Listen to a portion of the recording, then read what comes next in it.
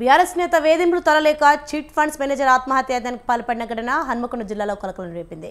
తన చావుకు బీఆర్ఎస్ నేతే కారణమంటూ సదరు బాధితుడు ఆవేదనతో చెప్పిన ఆడియో ఇప్పుడు సోషల్ మీడియాలో వైరల్గా మారింది. పరకాల సోమనాథ్ చిట్స్ మేనేజర్ దుమాల బాబురావు బలవన్మరణానికి పాల్పడ్డాడు. బీఆర్ఎస్ నేత నాగుర్ల వెంకటేశ్వర్లు వేధింపులు భరించలేక ఈ అఘాయిత్యానికి పాల్పడినట్లు బాబురావు ఆడియోలో తెలిపారు.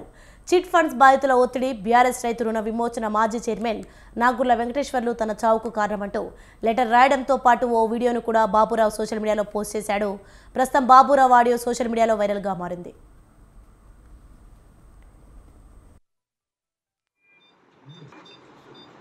బీఆర్ఎస్ రాష్ట్ర నాయకులు, తెలంగాణ రాష్ట్ర రైతు రుణ విమోచన మాజీ చైర్మన్ నాగుర్ల వెంకటేశ్వర్రావు గారు సోమనాథ్ చిట్ ఫండ్ చైర్మన్గా ఉన్నారు. సోమనాథ్ చిట్ ఫండ్లో అతని పెట్టుబడి జీరో. అతని పెట్టుబడి నేనే పెట్టి కొన్ని నెలల తర్వాత వెంకటేశ్వర్లు గారి పేరు మీద 25 లక్షలు చిట్టి వేసి ఎత్తి నేను పెట్టుబడి పెట్టిన డబ్బులు తీసుకున్నాను.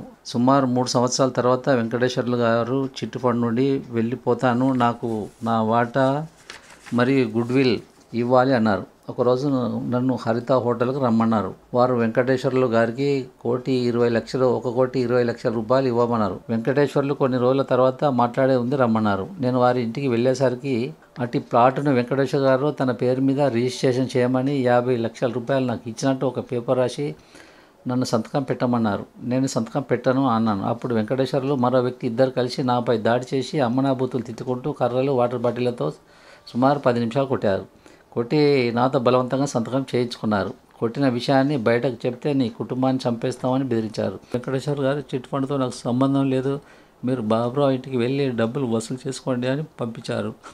అలా చాలామంది వచ్చి అమ్మనాబూతులు తిట్టుకుంటూ బలవంతంగా నన్ను ఇంటి నుండి బయటకు నెట్టి ఇంటికి మరియు గేట్లకు తాళాలు వేశారు. నా చావుకు పూర్తి బాధ్యత బీఆర్ఎస్ రాష్ట్ర నాయకులు నాగుర్ల వెంకటేశ్వర్లు గారు మరియు నాగరాజు గారులదే.